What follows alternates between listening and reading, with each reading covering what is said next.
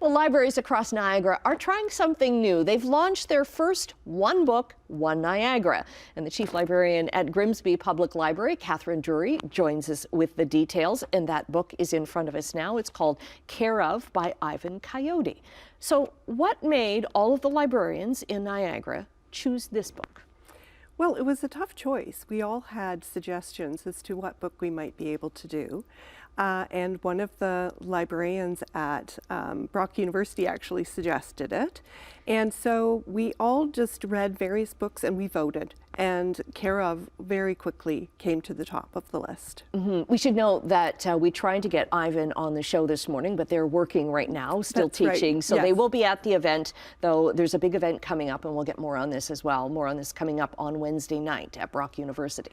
That's right, yes. Ivan will be in attendance for our culminating event on Wednesday, March the 29th. And we would love everyone to, if you can make it, please come out and listen to Ivan. That is what Ivan does for a living, right? I mean, they're a performer, so it's going to be an amazing event. And it will start at 7 o'clock.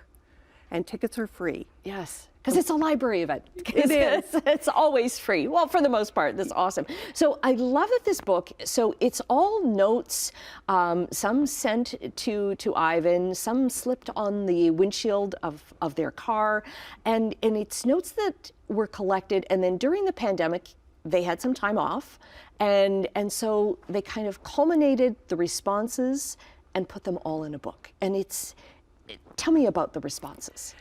It's really amazing because there are many different letters, emails, that Ivan has received over the years.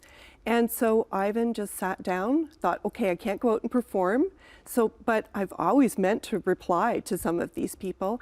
And so very thoughtful responses, full of connection and understanding that Ivan shares with all of these all of these people who have reached out to them. And sometimes it's parents? Absolutely. There are stories of parents who are really trying to understand how to help their child, who might be going through a transition.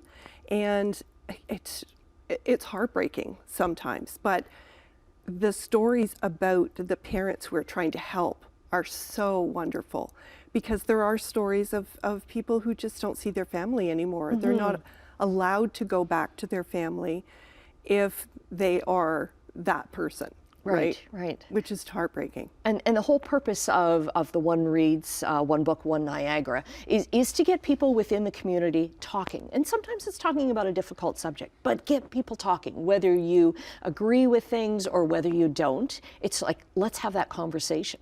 Absolutely. I mean, the subtitle of the book is Letters, Connections, and Cures. And it really is the connection that we're going for. We're trying to have people read something different that they might not necessarily have read before and gain a greater understanding of what someone else in their community might be going through, and finding that connection. We've got about a minute left, but I know that there have been book clubs, there have been discussions on this book already because it was launched a few months ago. What's come out of that so far? It's been wonderful. The various discussions that have been had at the libraries, people have really enjoyed the book.